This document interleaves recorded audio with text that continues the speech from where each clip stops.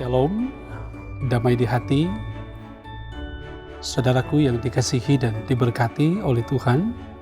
Jumpa lagi dalam program Renungan Harian Keluarga Jemaat Imim Maranatha Paslaten. Hari ini Selasa 30 November 2021. Saya percaya hari ini saudara diberkati oleh Tuhan, dan karena itu mari kita arahkan kehidupan kita untuk beribadah kepada Tuhan.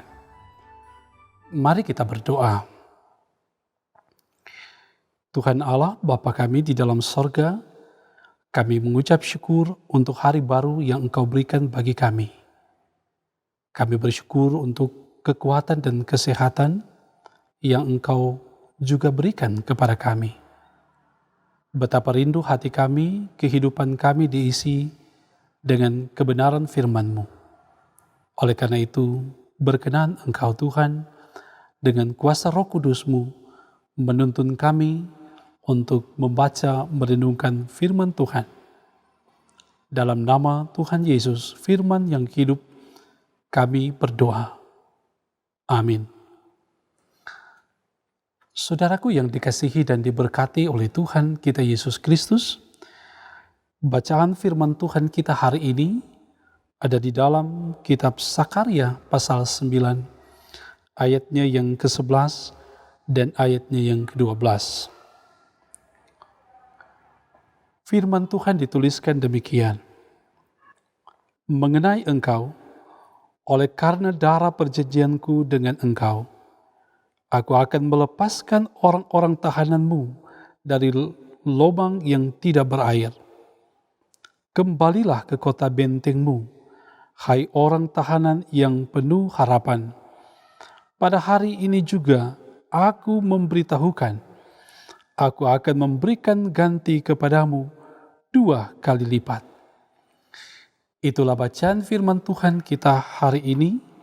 Mari kita merenungkan firman Tuhan ini, dan tema perenungan kita di hari ini, harapan dan berkat. Saudaraku kekasih di dalam Tuhan kita Yesus Kristus, saat pandemi COVID-19 melanda dunia, bahkan sampai pada kita saat ini, semua orang, bahkan kita semua, merasakan berbagai kesusahan yang diakibatkannya. Maka ada banyak harapan dari warga dunia agar ada pemulihan, supaya dapat kembali pada kehidupan yang normal. Kabar hadirnya vaksin COVID-19 merupakan berkat yang amat penting bagi masyarakat dunia dan bagi kita. Vaksin COVID-19 menjadi salah satu cara untuk menolong dan membebaskan kita dari belenggu COVID-19. Vaksin COVID-19 bagaikan oase di tengah padang gurun. Ada pengharapan kembali. Artinya betapa pentingnya hidup yang penuh dengan pengharapan atau harapan itu. Kesusahan dan kesulitan hidup dapat membuat orang menderita. Tetapi harapanlah yang membuat orang untuk dapat bertahan dan bangkit dari penderitaan. Seperti ada ungkapan, di mana ada harapan, maka di sana ada berkat Tuhan yang disediakan. Saudaraku yang dikasihi dan diberkati oleh Tuhan Yesus Kristus,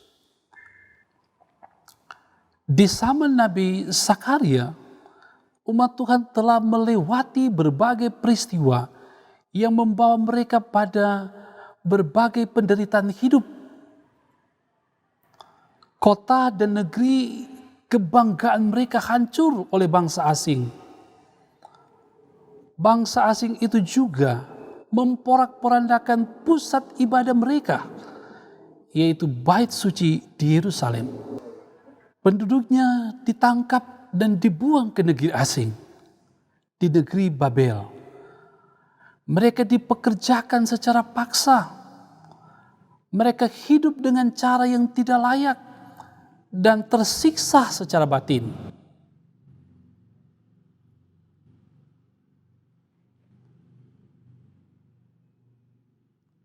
Akan tetapi, saat Tuhan memberi jalan bagi mereka untuk pulang dan membangun kota Yerusalem, di antara mereka masih banyak yang tidak melihat jalan Tuhan itu. Mereka telah kehilangan harapan.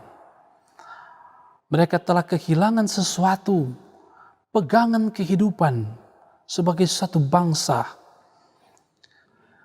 Mereka hidup dengan cara yang tidak layak dan tersiksa secara batin. Akan tetapi, saat Tuhan memberi jalan bagi mereka untuk pulang dan membangun kota Yerusalem, di antara mereka masih banyak yang tidak melihat jalan yang Tuhan berikan itu kepada mereka. Mereka telah kehilangan pengharapan, sesuatu yang berharga dalam kehidupan mereka sebagai suatu bangsa.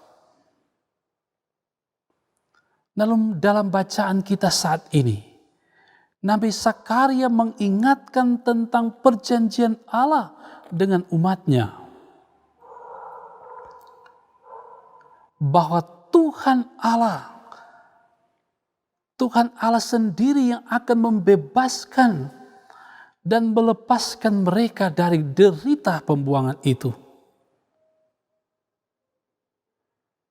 Perkataan atau kalimat "kembalilah ke kota bentengmu" ini bermakna pada harapan, tuntunan Allah agar umat tidak mudah putus asa, tetapi percaya pada janji penyertaannya. Sebab Tuhan Allah bukan hanya menyertai, tetapi juga menyediakan berkat bagi mereka.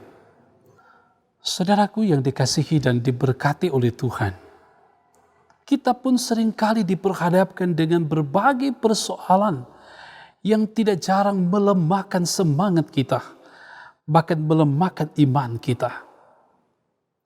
Putus asa, pasrah pada keadaan, masa bodoh adalah contoh-contoh dari orang yang kehilangan semangat hidup. Saudara, belajar dari firman Tuhan hari ini, kita diingatkan untuk jangan kehilangan harapan oleh karena beratnya beban hidup, oleh tekanan hidup, oleh persoalan kehidupan. Kita harus belajar percaya kepada Allah, sumber hidup yang memberi pengharapan dan berkat bagi kehidupan kita. Jangan pernah berhenti berharap, sebab pengharapan di dalam Tuhan tidak pernah sia-sia. Amin. Saudara, mari kita berdoa. Ya Tuhan Allah, kami bersyukur untuk kasih setia dan anugerah berkat-Mu bagi kami.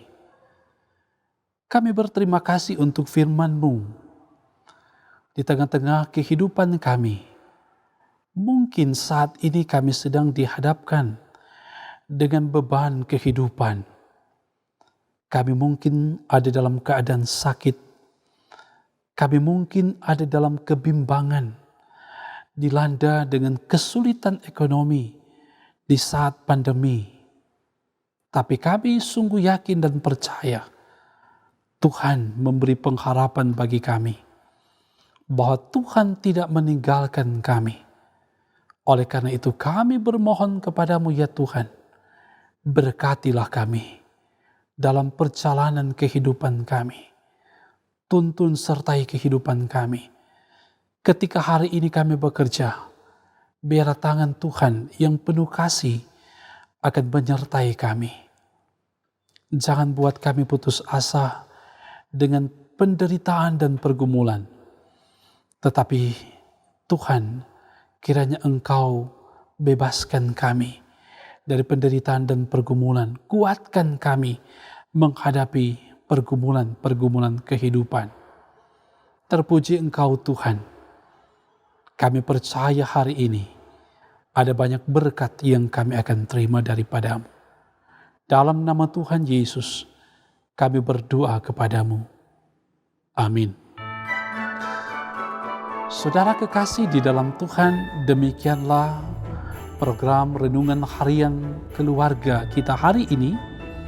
Saya mengajak bagi kita untuk senantiasa tetap mengikuti program Renungan Harian yang diselenggarakan oleh Jemaat Gemim Maranatha Paslaten, dan saksikan itu dalam channel YouTube Gemim Maranatha Paslaten.